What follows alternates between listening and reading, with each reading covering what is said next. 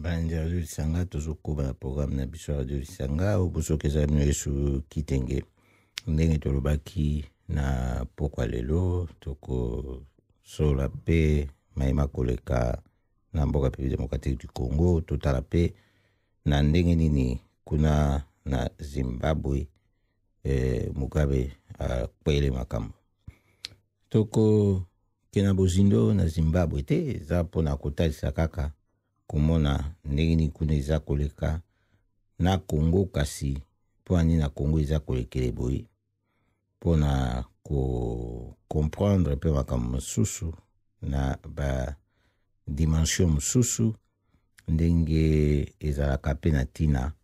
na ntango moko boye mpo na mokili oza kovivre yo moko te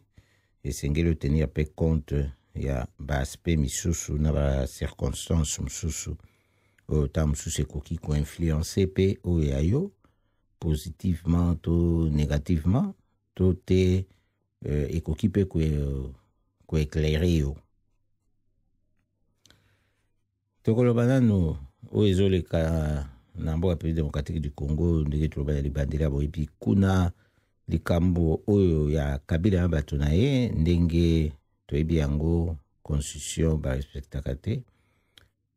accord ya Saint-Sylvestre epesaki ye 1 an mpona koorganize baélection d'ici décembre 2017 oyo asaleli yango mpe te grâce bapesaki ye toloba ndenge wana sikoyo azwa so grâce na kati ya grâce boyebi situation ya Congo calendrier électoral ebimi ya mbala mibale mpona kobimisa Kabila na kiti ya bokonzi ndenge boyebi mpe toyebisaki bino torapelaki bino na ntango babimisa calendrier ya sikoyo tolobaki mbalomalo babimisaki mpe calendrier na cadre constitutionnel mpo baélection esalama Kabila akende boyebi sor ya malumalu basi bakunda ye esala lokolaki calendrier etikala ekobima te nde oyo ekobima sikoyo bato bakomi kombola lokola calendrier yango oyo sikoyo ebimi okanisa yango nde solution na problématique ya Kabila po soki yango ezalaki solution nde bayenga barespecte calendrier ya malumalu elingi ekozala te disparition na ye nde efaire disparaître mpe calendrier bato batelemaki sikoyo baloba ete budget 2018 bavote yango na gouvernement Tshibala po yango nde bakomona mpe ndenge nini ye akomema budget oyo ye atie mpona baélection toyebi te soki eza mpenza ndenge wana mpo tomonaki lokola mwa chiffre moko boye ezalaki wana babudgete mpona baélection toyebisa bino eza mpe mbala liboso te bato oyo mpenza bamonaki lokolaki yango mpe nde ekoki koya kopesa confiance ke baélection ekosalama ezokamisa biso kaka mpo chaque année bambula oyo nyonso eleka toyebi yango ke Corne Nanga adenonsaki makambo wana ntango akoti na ebonga na ye wana ya président ya CENI mbongo ezalaki te babudget nyonso ezalaki vote na parlement financement yango etikala basalama te parce bato bazocomprendre te bato bazokanisa soki bavote budget mbala moko mbongo mpe ezali non eza bongo te budget ezali basali ndenge nini mbongo baza yango besoin mpona korealize makambo moko boye sikoyo mbongo wana il faut batrouver yango quelque part donc baparlementaire na biso bango basepelaka budget ezala vote mpona basalaire na bango bayebi ke mbongo wana oyo ezokota ya fonctionnement ya l'État eza mpona bango mais likambo ya réalisation ya makambo mosusu baprojet mosusu baplan mosusu baactivité mosusu esengaka bafinancement ekota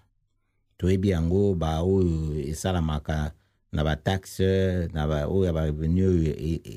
ekoki koyaka mpe na baexploitation ya bamatière première kuna mboka République démocratique du Congo nzela elekaka eyebanaka te sikoyo bazokonte plus na financement ya bapaya oyo bakopesa bango mpona kosalisa baélection et encore il faut se demander soki budget oyo bango bavote soki ezocouvrir organisation ya baélection mobimba kolongba sikoyo ti ntango baélection ekosalama po soki ezocouvrir yango te bon seni akoya na budget na ye oyo ekosenga esu baleka su mbongo pembeni kasi toboyi te bapaya balobaki na ntango oyo bake na makambo baza pre basoutenir baélection bakosoutenir yango mpe pamba te bino mo boyebi bapays oyo eza na kati ya bamboka babengi communauté internationale bango mpe bayaka na bacondition na bango eza yango likambo oyo tokoaprendre bino lelo te isuffit kaka Kabila na bato na ye bango moko bafaire retarder makambo mosusu balakisa ete bato bakozala bango na confiance te mpona bapays oyo bapesi engagement na bango na financement ntango bakomona méfiance baretarde bafinancement et après bango bakoya sikoyo kolakisa ke voilà soki tozwi retard mpo toorganize baélection na 2018 eza mpona financement nde ekoki te toyei na retard non yango wana esengeli toala prudent prudence na biso eza déjà nde toyebisaki bino confiance eza te na bato bazali wana ke bakoorganize baélection mpo soki bazalaki na volonté ya koorganize baélection nde basi basalaki yango na bamboko ya Afrique oyo bazozala na volonté ya koorganize baélection bazoorganize mpo ntango oyo Kabila na bato ne bazalaki na volonté ya koorganize baélection en faveur na bango ntango constitution ezopesa ye nanu 2 mandats basalaki yango donc toyebi pourquoi balingi osala te mpo balingi balongwa te alors ezalaki malamu na ntango oyo nde kostope ye parce que eza te ndenge bapays mosusu ezoloba oyo na français bazoba n'importe quoi koloba ete transition sans Kabila ezali constitutionnel te et qu'est-ce qui est constitutionnel na République démocratique du Congo bayebisa biso eloko nini eza constitutionnel ezali kofanda exprès en utilisant la force oyo ya armée na police au-delà ya mandat constitutionnel na ntango aussi oépuise durée nyonso tu ya mandat constitutionnel possible oboyi koorganize baélection ça c'est constitutionnel bayebisa biso po mutu moko te akosa bino te na constitution balobi président oyo azali akofanda ti na passation ya pouvoir na président élu mais na ntango oyo asalisi baélection na cadre constitutionnel nde ezosala parce que ye balimite ye durée na ye ya kofanda na kiti ya bokonzi balimite yango balobi na constitution ye moko a reconnaître te que piétiner ye parce que alobi na article 64 na ye oyo akoluka kopiétiner ye alors peuple a utilisé ba moyens surtout pona à faire partir ye dans constitution aboyi côté wana aza na consensus te côté wana azosala nuance te eza likambo ya koloba te ke soki eloko ezangaki soki faye babongisa soki nini non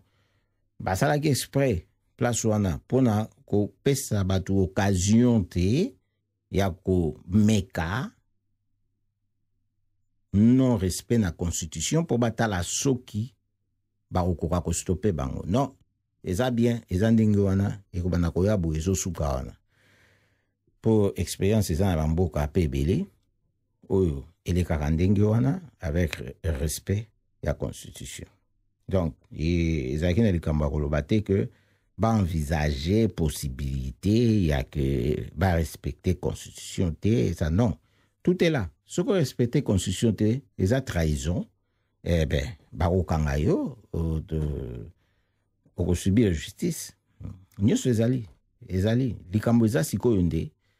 nani oyo akostope ye tolobaka toujours eza peuple bien sûr peuple eza yo peuple eza ye peuple eza nga peuple eza bato nyonso oyo baza wana eza peuple nde sikoyo tozotalisa bino oyo eleki to oyo eza koleka na mboka Mugabe ye 93 ans déjà. Bon, ndima azala wana grâce nini azalaki nango, bomoni bato ndenge bango moko bamibotelaka makambo. Nyonso oyo ezali ndenge bato bazoluka na Afrique par moyen moko détourné, instauré biloko lokola empire to royaume. So na bina moyen moko détourné, donc ne to kolo baninga na banzela asima ndako, parce que mibeko constitution elobi eza république. Na ntango bango sikoyo bandi kokitisa pouvoir na famille, sans pour autant que eleka na consentement ya peuple ke mutu azala azo travailler. Bon, na misala na ye wana apprécier, bike baza na besoin na ye. Ça arrive partout na république esalamaka, elobi te soki moko na famille tata mama kulutu leki noko soki nani asaeli politique nde oyo batikali baza censuré. Non, eza ndenge wana te. Eza ndenge wana te po oyo apekisi moninga asala politique aza te. Tomoni chance eloko pamba na mboka République démocratique du Congo, tozo vivre en ti lelo nde pe pasi oyo bato baza nango yango wana. Soki ezaki bato oyo bazaki déjà bien formé, chance eloko pamba oyo elingaki koala bote. Kasi bomoni sikoyo kuna epai ya Mugabe aforme mwasi na ye, kuna premier ministre, vice-président oyo azalaki wana, ezalaki nde ke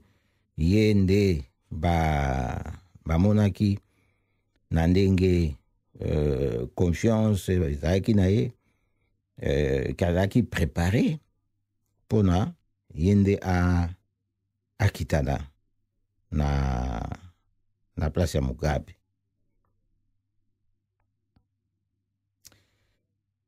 Vice-président na bandaki koloba, donc ye nde oyo na kombo ya Mnangagwa soki natangi malamu, Mugabe auti kolongola ye kaka kala te awo, alongoli na bakanda na likambo na mwasi na ye, mwasi na ye Mugabe, grâce Mugabe ye lokola amonaki sikoyo ye nde mutu akita na wana, abandi déjà kosala nettoyage na ye, esepelisi mpe bato te po bato bamonaki baza kovivre na kati ya république, makambo ezokende ndenge mosusu. Mais oyo ekomaki ya kotraite bato boye ezala na public, ekomi lokola tomonaki kolo église mosusu aza kosanctionne bato église na ye kaka boye na kati ya culte, akokaki mpe kosola na bango pembeni mpe asanctionne bango, kasi asali bango kaka boye, ale yo telema ezolakisa mpenaki moto alobi eza plan na ye, mpe ndenge tobalinga obor na nga oplan na nga. Boyi na nga otanga kaka kombo ya kolo église boyebi na bino mpe bamosusu mpe ntango mpe na lobi bayebi na bango mpe nde ndenge sikoyo mpe Mugabe aye kose comporte na likambo ya vice-président. Soki ayokaki ke azotose esusu te to abandaki kobongisa makambo mosusu contre ye, soki ndenge nini toyebi te, kasi ekoki kozala mpe lolenge oyo ye asalaki réaction na moto oyo ye sikoyo atalisi oyo akokaki okitana na ye nde mwasi na ye,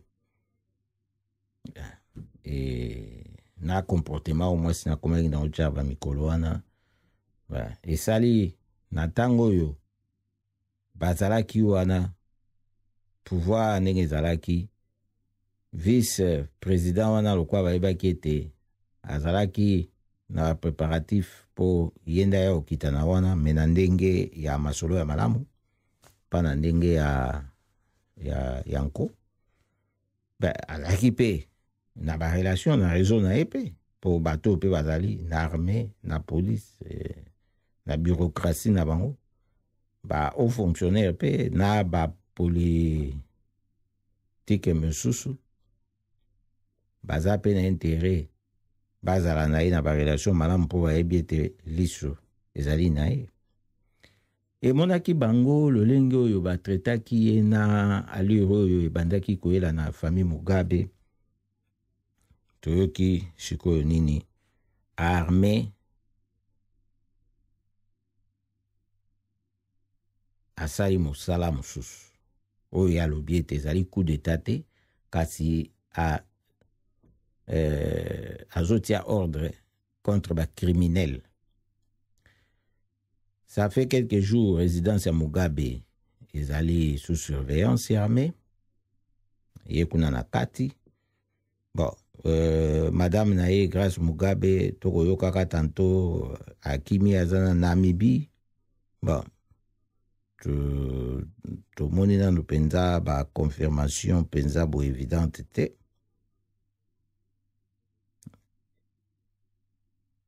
Tokoyokaka tantôt bazo se préparer pour notre sala gouvernement Union nationale pour la transition. Ce qui peut va combo va kotambusaka ya bato na ba poste. Ce qui ezaka ka ba fantaisie to éviter. Kasi toyo kite esika oyo moto moko alobi ke non eza constitution te. Il fallait ba loba ke non, il faut pas respecter constitution.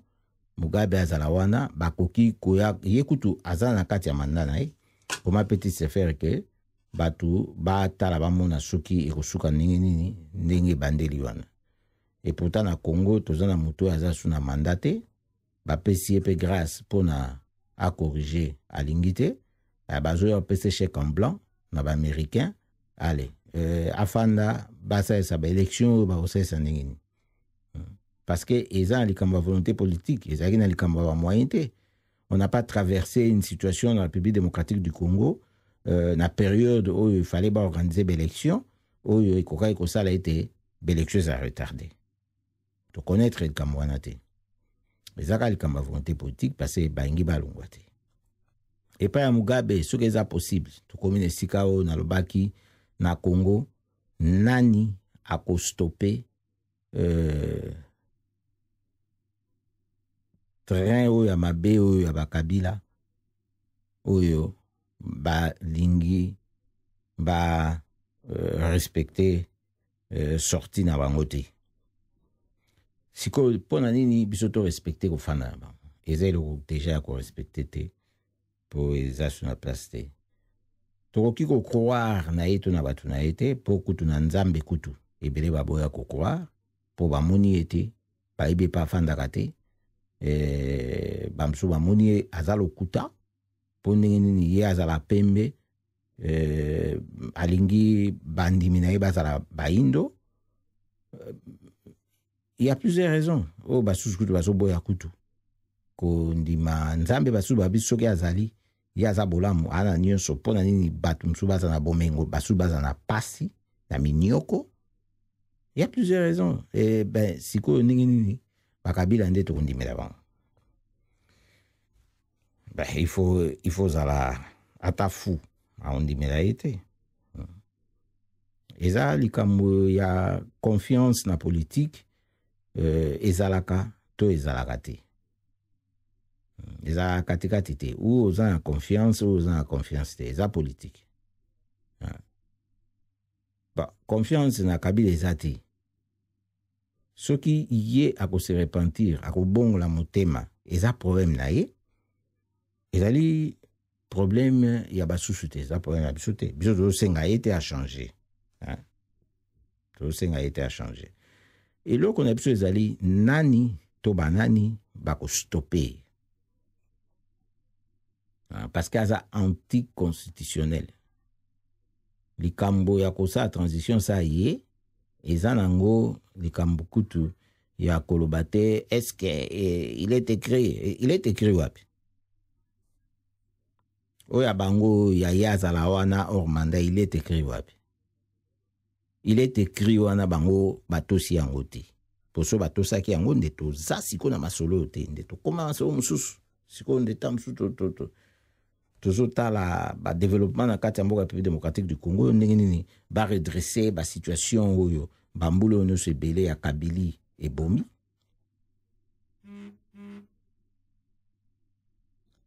Donc toza wana sikoyo problème eza wana il faut kotala banani toza na bango soki tolingi totala ndenge eleki na epai ya Mugabe, bien que tozali parce que tolingi bato ba comprendre nalobaki ya malamu tozoparla social République démocratique du Congo tozotala mokende eleki na Zimbabwe pour na éclairer biso ndenge na otsholoba likambo ya transition sans Kabila balobake eza constitutionnalité sur quelle base eza constitutionnalité et puis sur quelle base eza constitutionnelle na tango oyo Kabila ye moko azali constitutionnel te tous les moyens oyo ekozala utilisés pour na ko remettre pays na cadre constitutionnel sans Kabila na batu na ye oyo bamemi biso hors cadre constitutionnel eza constitutionnel parce que ils ont répondre na article 64 pour article wana et énumérer ba moyen te oyo batu bako utiliser pona ko stopper mutu na batu oyo bazali koboma constitution et lobi ba moyen nyonso bosalela pourvu que ezala pona constitution ezala respecté. Bakosa batu te toza na mitu pe toyebi kosalela mitu na biso sikoyo likambo ezali maloba na biso pe toyeba kofandisa yango e topase sikoyo na action kopase na action likambo eza wana sikoyo force oyo azo utilize nde na obaki liboso ya mandoki ya bato ya mandoki bamilitaire na bapolisier tala lobi société civile citoyen engagé ya Lusha na organisation mosusu basalaki appel oyo ezalaki soutenu na opposition pe na mboka République démocratique du Congo pour na peuple bisika mosusu ville morte bisika mosusu abima pour na a manifester rejet ya calendrier anaga oyo ezali kaka kolakisa ete eza ba manigance pona Kabila akende te tomoni biso nsotu ezala baza na kati na mboka to libanda avant wana nanu toyoki ndenge polisi asali ba menace pona mboka oyo balingi ba respecter ba droit ya bato epe baza na kati ya soki nini yango wana ya ba droit de l'homme soki ya organisation ya mokili mobimba ezelo wa ndima te ba menace na ba intimidation.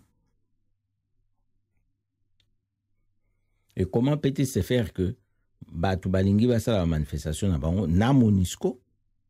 asala pe ba menace na ba intimidation?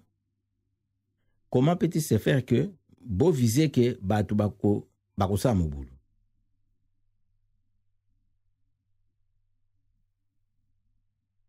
Ezalaka te. Soki batu bazali kosenga manifestation pacifique bino bo viser que bakosala mobulu, c'est que boyebi yango ke boza insupportable.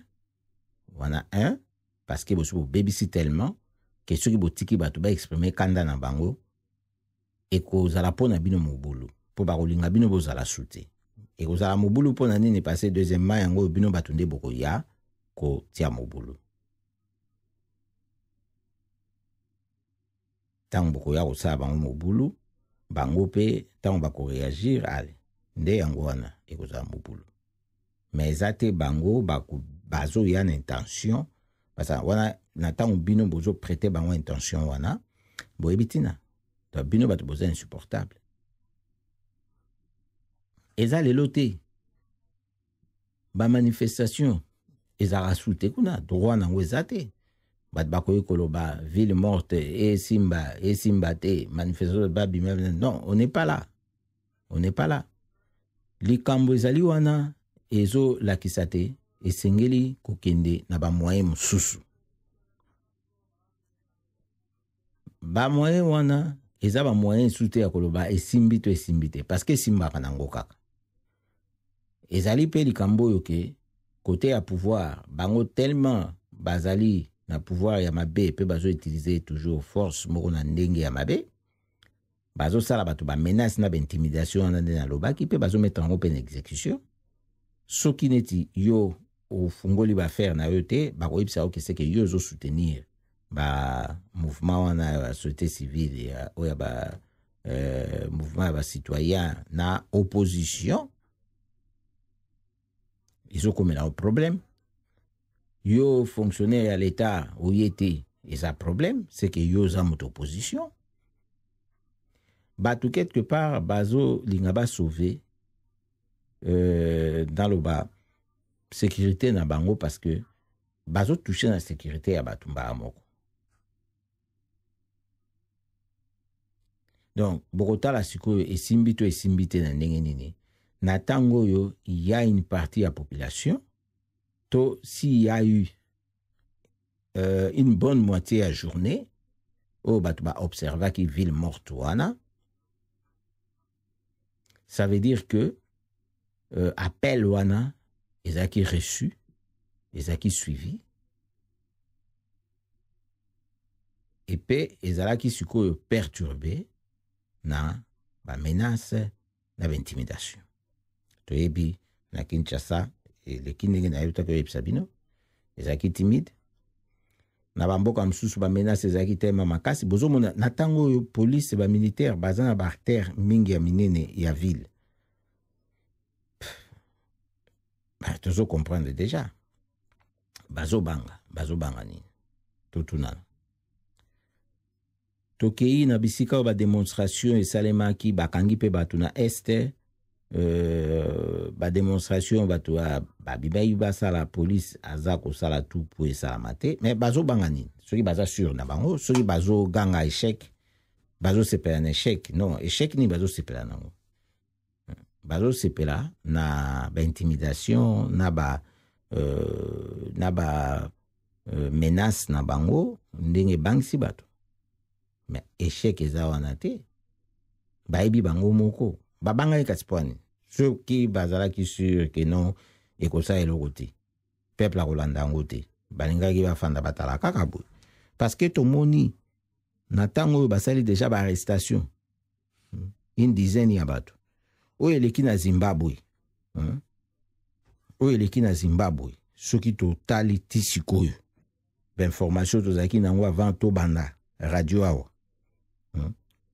likambo monene esalami oyo ezoleka kuna sikoyo tokoki olobaki bango baza peuple civilisé mpe baza na une armée républicaine parce que jusque là tomoni baévénement oyo eza kose déroulé depuis mikolo mibale soki totali bilan nango ezotindaka même to réfléchir pillage eza 0 mort par balle perdu 0 blessé par balle 0 internet toyoki teke bakati bareseaux sociaux ezofonctionne nango kaka makasi toyoki teke baperturbe yango aéroport toyoki teke bakangi aéroport ya Zimbabwe bajournaux ya mboka kuna presse na bango bazopublie kaka news enfin information biso eza yango ti na avant tosala radio awa circulation routière eza normal baekole bakangi te baservice public efungoli normalement to bozomona ke bakoki mpe kotia motu pembeni ya pouvoir sans ke makele esopana eza résistance oyo motu wana ye akosala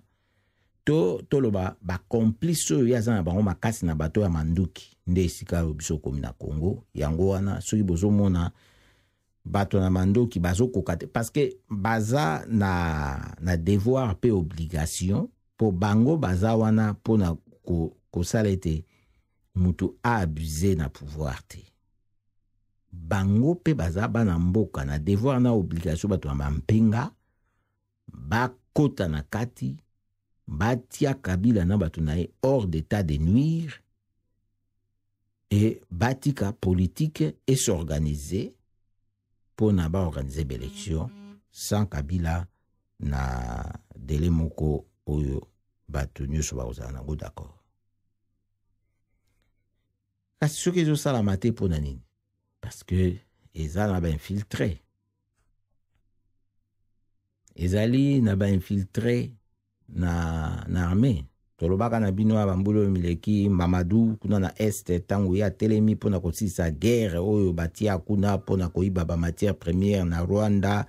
na ba entreprise multinationale. Tango Kabila amoni bo alengi Mamadou atandela kitongo te baboma ye. Bazali kobanga.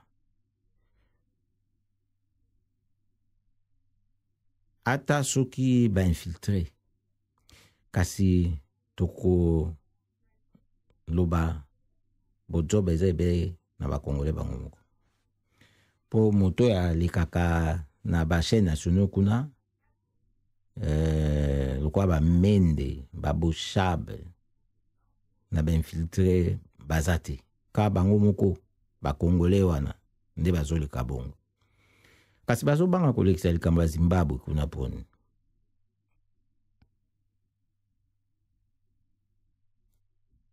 Babete tolo baloba Zimbabwe za Zimbabwe, RDC za RDC.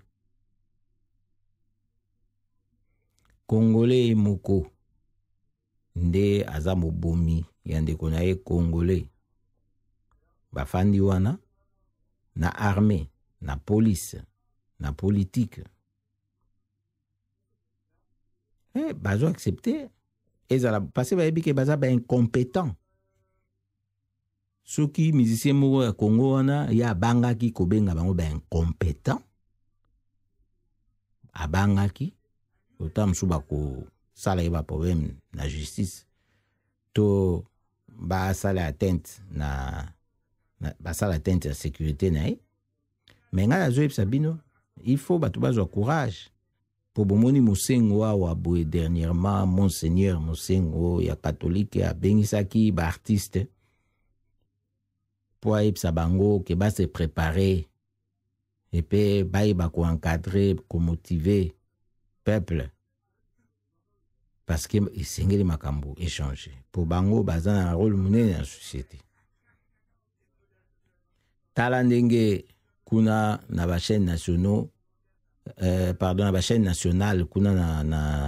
na Kinshasa ba komaki kotambusa yango lokola ke ye alingi asalisa likambo na bo politique ya mabe na bartiste. Mais likambo ya train uteki ko dérailler kuna na Lualaba kuna na Katanga oyo ekoze ba mort ebele.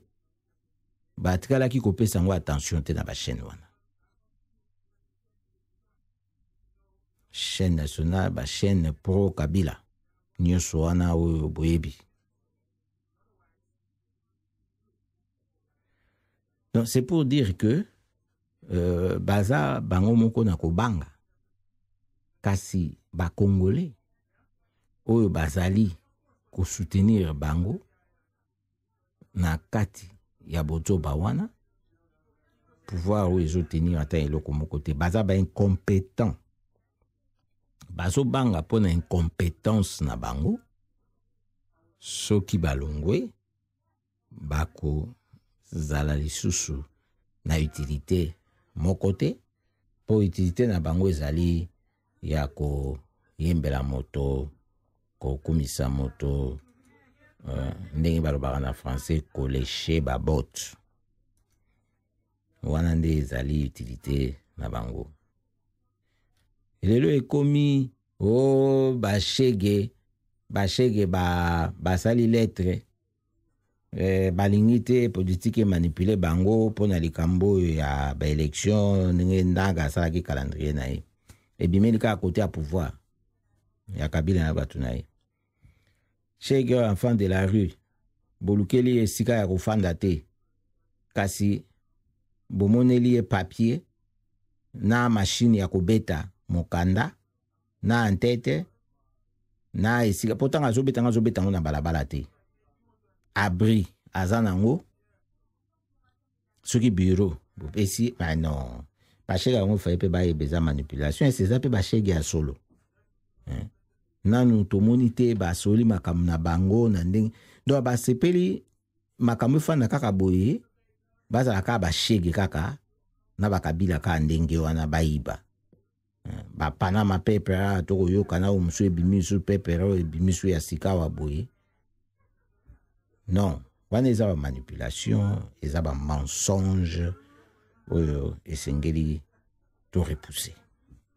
Yango nalingaki na pokwa lelo ngawa bino esuki tenge nakabola na bino maye ezalaki oyo mpona kokabola yango na bino po tozala penza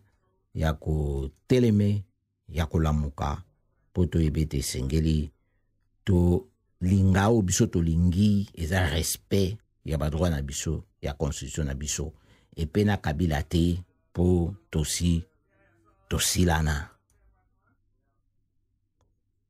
yango wana tokaboli yango na pokwa lelo.